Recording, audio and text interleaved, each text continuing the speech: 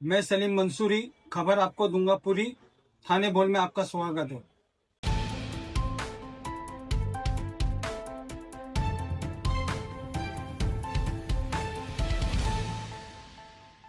Scheme थी जय पांड्या जी पीढ़ी की जो स्कीम थी, उस पीढ़ी के स्कीम को दोबारा यानी अभय योजना वाली स्कीम जो थी उसको स्टार्ट अगर कर देंगे तो इसमें भी लोगों को बहुत सारी फैसिलिटीज मिलेगी। ये भी आपसे हम लोग विनती करते हैं। सो एमएससी स्कीम था वापस आपका पे जो लेटर है उस लेटर हमको तो वापस हम साहब का लेटर दे देते Right, आपको sir. और उस लेटर के लास्ट टाइम भी साहब के कहने से ही आगे साहब के कहने से वो स्कीम का हुआ आपके था। और ये मीटिंग आपकी चलते रहेगी, चलने दो। पिछले एक साल में इलेक्ट्रिसिटी का बिल महाराष्ट्र सरकार की तरफ से कितना बढ़ा है, जरा बताइए।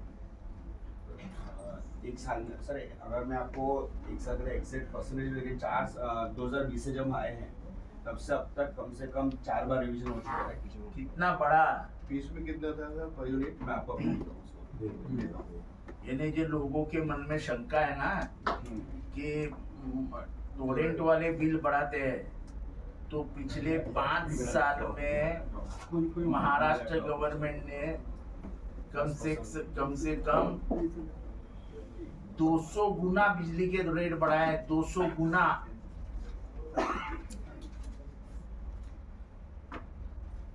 और अभी ग्रामीण महाराष्ट्र में इसके ऊपर खूब बहुत कुछ हो रहा है। अभी तक शहर में तुम्हारे पास पैसे है, तुम ऐसे चैनल पे दिखा के मारने की जाते हो, और फिर तुम बोलते हो जितेंद्र आवाड ने रेट बढ़ा के दे दिया है उनको। मैंने रेट बढ़ाता है। आज का न्यूज़पेपर में जो एमईआरसी का है, तो सरकार ने पहला एक प्रपोजल दिया था रेट रिडक्शन का, फिर वापस कम हुआ और वापस रेट बढ़ गया, तो वो भी एक इशू है सर।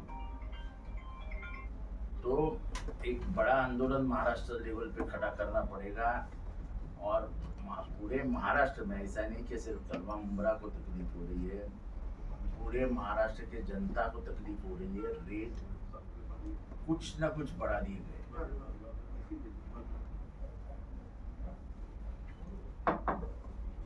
और ये सब चलता रहेगा। ये सब पूरी दुनिया में खलचली मची हुई है। Epstein file. ने टोरेंट पावर के अधिकारियों से मीटिंग की। यहाँ पर सभी नगर सेवक पदाधिकारी उपस्थित थे। क्या मीटिंग में बातचीत हुई है और क्या हाल निकलने वाला है टोरेंट पावर के सिलसिले में?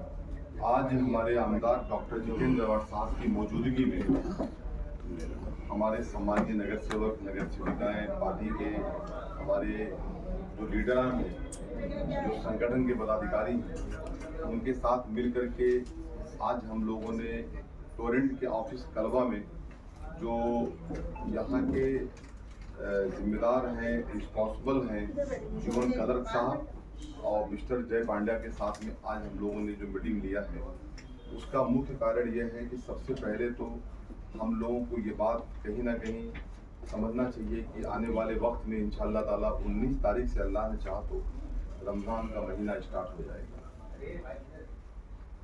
हमारी आवाम को, हमारे कंज्यूमर को तकलीफ का सामना ना करना पड़ेगा। जैसे उसमें मुख्य बहुत सारे पॉइंट्स थे कि सबसे पहली बात तो ये थी कि रमज़ान के अंदर कोई भी तरीके से क्या होता है कि वर्क चालू था, लाइट चली गई, ये कंप्लेन नहीं आना चाहिए। वैसे लाइट तो, मैं गलत बात तो नहीं कर सकता, लाइट तो फिलहाल नहीं जाती है अभी, और लाइट तो फिलहाल हमारे शहर को अच्छी मिलती है, लेकिन उसके बाद भी कोई दिक्कत ना हो, नहीं तो नमाज में दुश्वारी हो, पानी के लिए दुश्वारी हो, ये सब चीज़ों को देखते हुए आज हम लोगों ने इस मीटिंग को ये पॉइंट मुद्दे में लिया। सबसे बड़ी समस्या शहर में ये है कि जो अभय योजना चल रहा था पीढ़ी की स्कीम के तहत भारत में, वो कहीं ना कहीं बहुत दिनों से टोरेंट ने बंद किया हुआ भाई। तो आज हमने ये मांग किया है और आवाड साहब से भी हमने कहा है कि आप ऊर्जा मंत्री जी का टाइमिंग लीजिए और टोरेंट से कहा है कि आपका लेटर बनाइए और हमारा जो हमारे आमदार साहब का लेटर हो या हमारे नगर सेवकों का लेटर हो या बाकी जो भी नगर सेवक हो, सबको लेटर देना चाहिए ला करके टोरेंट के पास। मैं उनसे भी विनती करता हूँ बात शहर की है, फिक्र हमारी है, हमारा शहर है, तो ये लेटर देना चाहिए ऊर्जा मंत्री जी को। और सरकार से हम ये मांग करते हैं कि दोबारा जो है ये जो पीडी की स्कीम का मामला था, अभय योजना के तहत जो लोगों को फैसिलिटीज मिल रही थी वो चालू होना चाहिए। तीसरी बात ये थी कि बिल आया 2 लाख रुपए।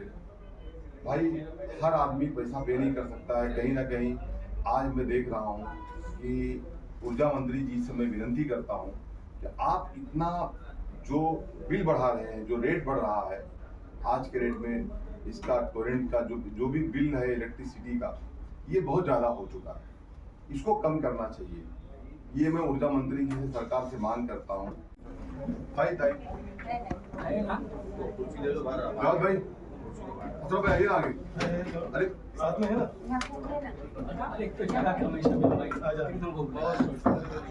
भाई मैं यहाँ पे ठीक भाई, जुबेर भाई